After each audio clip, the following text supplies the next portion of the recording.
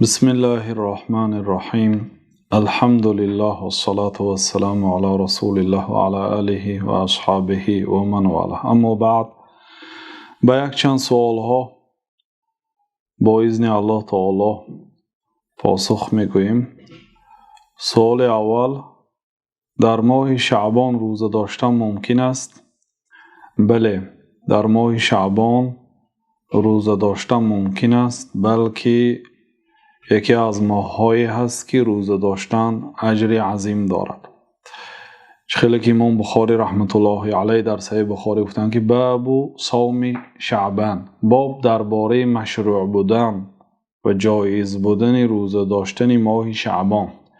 سپس حدیث حضرت عایشه رضی الله عنها را ذکر کردند که حضرت عایشه گفتند که ما رأیت رسول الله صلی الله علیه و سلم استکمل صیام شهر الا رمضان و ما رأیته اکثر صیاما منه فی شعبان. حضرت عایشه رضی الله عنها میگویند که ندیدم جناب رسول الله صلی الله علیه و سلم را که یگان ماه را پر روزه داشته باشند غیر ماه رمضان. یعنی یگان ماهی که پر 29 روز یا 30 روز روزه می داشتند این ماه مبارک رمضان بود. و ما رأیته اکثر صیاما منه فی شعبان، و در یگان ماه ندیدم که جناب رسول الله صلی الله علیه وسلم بسیار روزه داشته باشند مثل شعبان. یعنی اکثر شعبان را جناب رسول الله صلی الله علیه وسلم روزه می داشتند. بنابراین حضرت عایشه رضی الله عنها گفتند که کان یکون علی الصوم من رمضان فلا اقضیه فما استطیع ان اقضیه الا فی شعبان. من از رمضان گذشته قرضدار بودم، یعنی قضایی داشتم، من نمیتوانستم اون قضایی را ادا کنم مگرم در شعبان. این حدیث دلالت میکند که کدام شخصی که در رمضان گذشته اگر از رمضان قرضدار باشد، عادت ماهانه داشته باشد، زنهایی که یا مسافرها یا بیمارهایی که به عذر روزه نداشتند، میتونه آن روزهایی که از رمضان گذشته قضا کرده بودند در ماه شعبان روزه دارند. و امروز که 25 شعبان است، دیگر چند روز، 5 روز یا 4 روز دیگر تا رمضان باقی مانده است. و یک حدیث امام بخاری و مسلم را هم به شما خاطر رسان میکنم که جناب رسول الله صلی الله علیه وسلم گفتند که لا یتقدمن احدکم رمضان بصوم یوم ولا یومین الا ان یکون رجل کان یصوم صومه فلیصم ذلك اليوم. یکی شما ماه مبارک رمضان را با روزه یک روز یا 2 روز پیشواز نگیرد. یعنی از رمضان 1 روز یا 2 روز یگان انسان روزه نگیرد، منع است.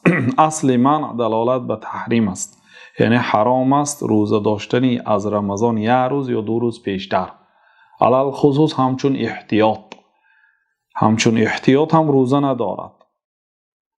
الا رجل کان یصوم صوما، مگر یه مردی که عادتا روزه می داشت، مثلا پنجشنبه دوشنبه روزه می داشت، اتفاقا همین پنجشنبه یا دوشنبه پیش از رمضان موافقت کرد، او حق دارد که روزه دارد، چون عادت او پنجشنبه دوشنبه روزه داشتن بود، بگذار برای او اجازت است که روزه دارد. والله اعلم. سوال دیگر میگم مسبوق ثنا خواند. مسبوق یعنی شخصی که به نماز جماعت دیر آمده است، آیا ثنا خواند یا نه؟ بله، اگر امکانیت ثنا و سوره فاتحه را خواندن داشته باشد بخواند، ولی ببیند که اگر امام به رکوع نزدیک مانده است در این صورت ثنا نمیخواند، حرکت میکند سوره فاتحه را خواند، چون که قرائت سوره فاتحه حتمی و واجب است. بنابراین سوره فاتحه را میخواند. اما آمد است که امام در رکوع هست، در این حالت نه سوره فاتحه میخواند نه ثنا میخواند، بلکه به امام اقتدا میکند، یعنی به رکوع میرود و ثنا و سوره فاتحه از او ساقط می شود. ثنا خواندن این در نزد جمهور علما سنت است، یعنی کسی خواند ثواب میگیره، کسی نخواند گناهکار نمی شود. سوال دیگری، در شرایط تنگ در یک خانه با برادران شوهر زیستن و دیدن دادر شوهر جایز است؟ خب در حدیثی که امام بخاری و مسلم روایت کردن، جناب رسول الله صلی الله علیه و سلم ما را از خلوت ماندن با زنهای بیگانه نهی کردن، منع کردن و زنی برادر و زنی دادر زنی بیگانه حساب می شد. اگرچه از نگاهی مثلا خویشاوندی گیرید زنی برادر یا زنی دادر، ولی از نگاهی محرمیت نگاه کنید او بیگانه حساب می شد، برای آنکه شوهر وقتی که وفات کرد یا طلاق داد می تواند برادر شوهر یا دادر شوهر آن همسری برادرش را به زنی گرفته می تواند، بنابراین او بیگانه حساب می شود. پیامبر صلی الله علیه و سلم منع کردند خلوت ماندن مرد را با زنهای بیگانه، گفتن ایاکم و دخول علی النساء، شما بسیار حذر کنید اینکه به نزد زنها درآیید، یعنی با زنها خلوت مانید. بعد یه مرد از انصاری ها از اهل مدینه گفت که یا رسول الله افرأیت الحمو، یا رسول الله خبر دهید آید حمو، یعنی نزدیکترین خویشای شوهر مانند برادر شوهر، دادر شوهر که اینها در یک خانه زندگی میکنن، مثلا در حالتی که برادرش نیست به خانه وارد میشود، آیا جایز است یا نه؟ جناب رسول الله صلی الله علیه و سلم گفتند که الحمو و الموت، برادری شوهر یا دادر شوهر مرگ است گفتند، یعنی بسیار خطرناک است، برای آنکه حتی مردم هم گمانی بد نمی کنند، حتی برادر هم گمانی بد نمی کند که دادری من یا برادری من هیچگاه به این عمل دست نمی زند، گفته گمانی بد نمی کند. الحمو و الموت یعنی این به مرده به مرگ می رساند، یا اینکه به بنابر تفسیری بعضی ها مرگ بهتر است از این گفتند.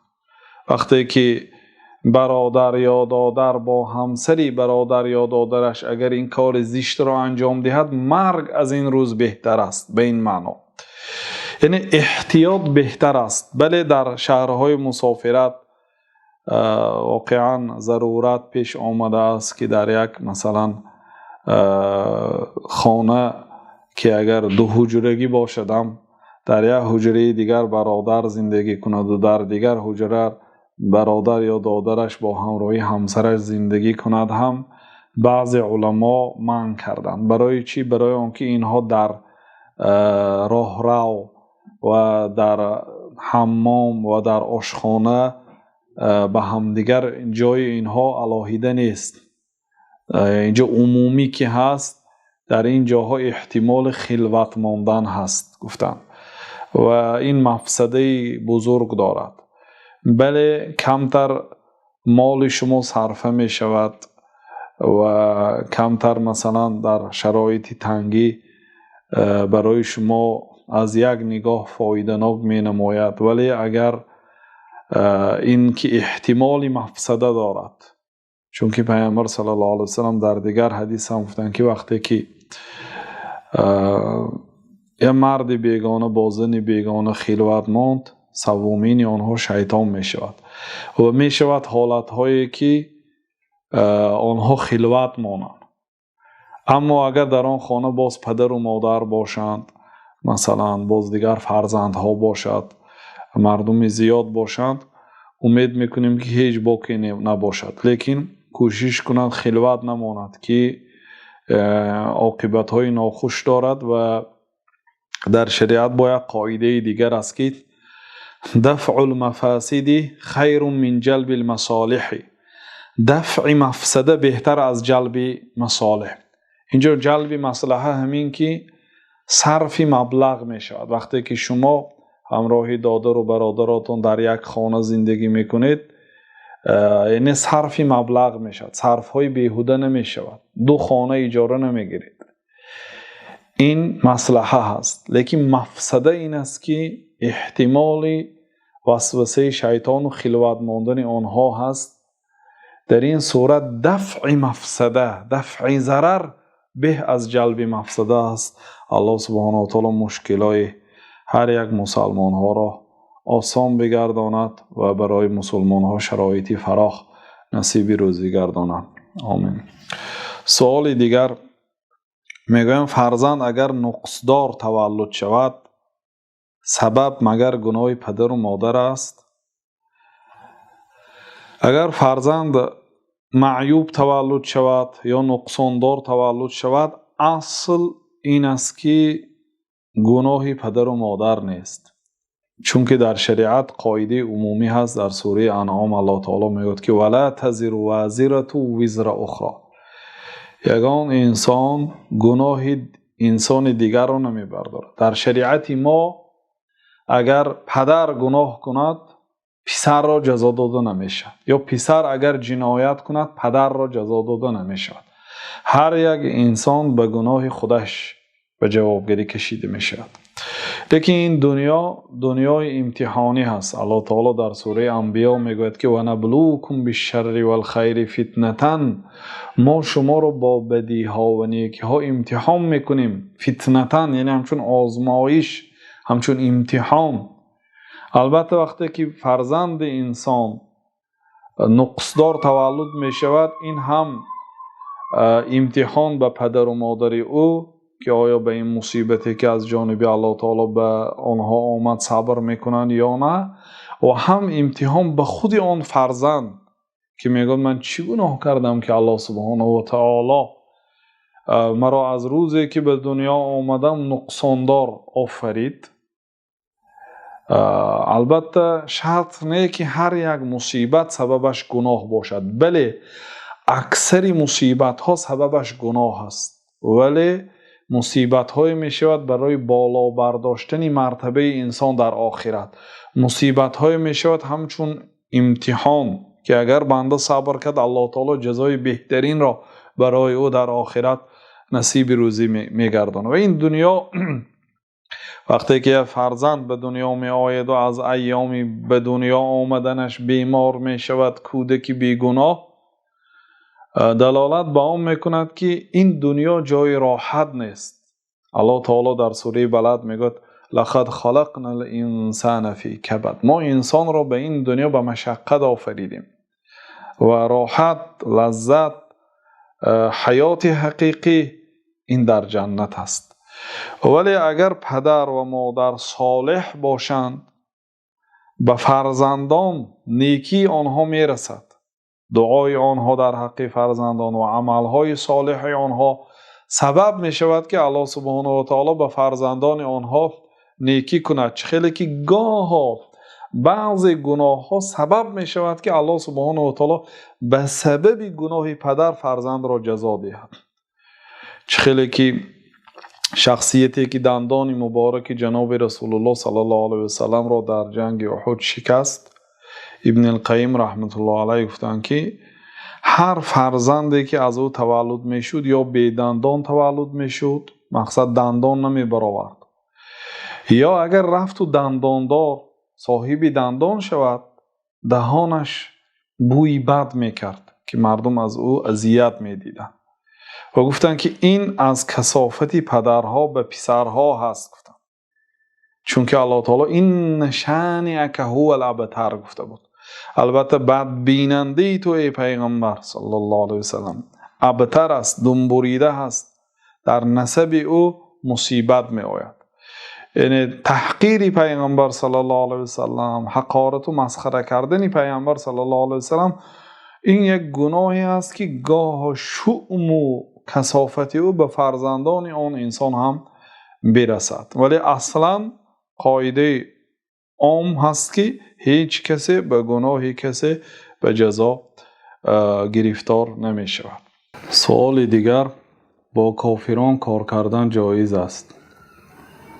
یعنی زیر کافر کار کردن یا همراهی آنها کار کردن اجازت است یا نه؟ جمهور علما در زیر کافر کار کردن شخص مسلمان را اجازت می‌دانند به شرطی که کارهای گناه نباشد، مانند خوکبانی، مانند فروختن یا آماده کردن مواد مخدر یا تیار کردن عرق یا فروختن آم. و این چنین از همه بزرگترینش جاسوسی کردن به مسلمان ها، یعنی خبری مسلمان ها را آورده به کافرها دادن که این بسیار جنایتی وزنین است، به ایمان بنده خطر دارد. و بعضی علما رحمت الله علیهم غیر از این که آن کار گناه نباشد، باز گفتن که خدمت خاص نباشد. خدمت خاص به این معنایی که طعام گذاشتن در پیش کافر، نوشابه گذاشتن در پیش کافر یا در پیشش راست ایستادن همچون تعظیم، این کارها نادرست است، برای آنکه مسلمان در این حالت ذلت یعنی خوار می شود. اصل مسلمان عزیز است. و این چنین غیر از این که این سوال را دهیم یا مراتبه آید همین مسئله فکر کنیم، برای چی امروز مسلمان ها در زیر کافرها کار میکنن نه عکس؟ یعنی در اکثری دولت های دنیا گرید غالبا مسلمان ها زیر دست کافرها کار میکنن. هست کشورهایی که مثلا در آنجا اصل مسلمان ها هستند، صاحب کارفرماها مسلمان هستند، لیکن اجرا کننده کارگران کافرها هستند، لیکن اکثرش عکسش هست. یا مراتب این مسئله را هم فکر کرد که چی سبب شد که امروز مسلمان ها خوار شدند؟ پیشتر این گونه نبودند. و این چنین برای برطرف کردن این مسئله هر یک انسان باید کوشش کند، حرکت نماید، کار یابد که در آن کار بگذار همراه مسلمان باشد یا آزاد باشد. و اگر رفت و همراهی کافر باشد هم، یعنی خیلی که در بالا شرط ها را ذکر کردیم، نباشد کارهایی که مسلمان در آن خوار گردد. و علما رحمت الله علیهم از آن حدیثی که امام ترمذی روایت کردند و گفتند این حدیث حسن است گفتند و ابن ماجه روایت کردند، دلیل گرفتن مانند حافظ ابن قدامه، ابن القیم و استادشان شیخ الاسلام و غیر آنها به حدیث حضرت علی رضی الله عنه. حضرت علی میگن روز به باغ یک کافر نگاهی کردم که مرا دید و گفت که ها عربی چی میخواهی؟ اگر خواهی به هر یک ستیلی که از چاه آب میکشی یک دانه خرما میدهم. بعد در آمدم و تا کفم پر شدن آب کشیدم. وقتی که کفم پر شد ستیل را ترک کردم و خرماها را خوردم و آب نوشیدم و به نزد رسول الله صلی الله علیه و سلم آمدم و پیامبر صلی الله علیه و سلم این کار نکردند. این دلالت میکند که یعنی کار کافر را کردن، در زیر دست کافر کار کردن اجازت است، لیکن به آن شرط هایی که در بالا گفته گذاشتیم. اگر رفت و مسلمان در نزد کافر کارهای غیر شرعی کرد، مثلا خوکبانی کرد یا عرق آماده کرد، بعد از این احکام با خبر شد که این عمل حرام است، چی کار کند؟ آیا مبلغش را گیرد یا نگیرد؟ علما میگن که گیرد مبلغش را، ولیکن به خود صرف نکند و به مصالح مسلمان ها صرف کند، برای دیگر مسلمان ها خیر کند، در دست کافر همین خیل نگذارد.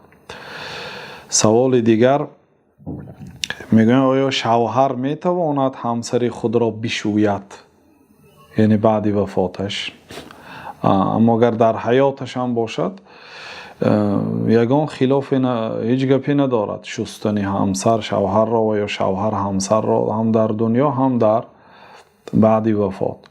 علما رحمت الله علیهم اتفاق کردند که زن میتواند شوهر میت خود را بشوید. وقتی که شوهرش از دنیا وفات کرد، زن میتواند شوهر خود را بشوید. خیلی که امام مالک در رحمت الله علیه در موطأ روایت کردن اسماء بنت عمیس رضی الله عنها شوهرش ابوبکر صدیق خلیفه رسول الله صلی الله علیه و سلم را با وصیت ابوبکر صدیق بشوشت و این در حضرت مهاجرها و انصارها بود، یعنی در حضور مهاجرها و انصار. تمام صحابه ها از این عمل با خبر شدند. فلم ینکر ذلک احد، یگان انسان انکار نکرد. بنابراین ابن المنذر رحمت الله علیه گفتند که و اجمعوا ان المرأة تغسل زوجها اذا ماتت. علما رحمت الله علیهم اجماع کردند که زن میتواند شوهرش اگر وفات کند شوهرش را بشوید، یگان خلافی نیست. و اختلفوا فی جواز غسل الزوج امرأته اذا توفی، لیکن در عکسش کمتر خلافی هست. اگر شوهر وفات کند آیا همسرش زنش میتواند شوهرش را بشوید؟ جمهور علما گفتند که مرد میتواند اینکه همسرش یعنی عائله اش را بشوید، زنش را. خیلی که اصحاب سنن ابو داود و نسائی و ابن ماجه و ترمذی رحمت الله علیهم روایت کردند حضرت علی حضرت فاطمه همسرشان که دختر جناب رسول الله صلی الله علیه و سلم هستند، وقتی که حضرت فاطمه گذشتن حضرت علی شستند و این بین صحابه ها مشهور شد و یگان صحابه انکار نکردند. این هم به منزلت اجماع سکوتی، همه سکوت کردند، حالا که صحابه ها لا یأخذهم فی الله لومة لائم، در راه الله تعالی از ملامت کسی نمیترسند. وقتی که حضرت علی حضرت فاطمه رو خیلی بر وقت، برای اونکه وقتی که پیامبر صلی الله علیه و سلم گذشتند بعد 6 ماه بعد 6 ماهی وفات رسول الله صلی الله علیه و سلم حضرت فاطمه از دنیا گذشتند. یعنی در خلافتی حضرت ابوبکر صدیق که جمهوری صحابه ها زنده بودند، حضرت علی حضرت فاطمه را شستند، کسی انکار نکرد. و این چنین حضرت عایشه رضی الله عنها حدیثی دارند که پیامبر صلی الله علیه و سلم به حضرت عایشه گفتند که لو مت قبل، ای عایشه اگر تو از من پیشتر وفات کنی لغسلتکی و کفنتکی و صلیت علیک و دفنتکی، اگر تو از من پیشتر وفات کنی من تو را میشویم، گفتن جناب رسول الله صلی الله علیه و سلم، و کفن میکنم و به تو نماز جنازه میگذارم و تو را دفن میکنم، گفتن. روایت احمد و ابن ماجه است. و این حدیث دلالت به جایز بودن شستن شوهر همسرش را بعد وفاتش میکند و طبق قیاس صحیح هم درست میگیرد، برای اون که آخر شوهرش هست و نکاح بریده نمی شود با سبب مرگ.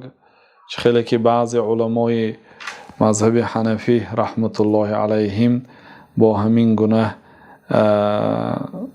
تکیه به بعضی سخنهایی که اصل ندارد گفتند که حقی شستن ندارد، گفتند و حالا که این حدیث ها حجت علیه آنها هست، والله اعلم. و مسئله دیگر، اگر پدر و مادر، بعضی ها دیروز سوال کردن، اصلا باید زنها بشوید، نه فرزندش حق دارد پسرش، نه پدرش حق دارد، نه برادرش حق دارد. زنها میشوید، فقط یگانه شوهر حق دارد که بشوید.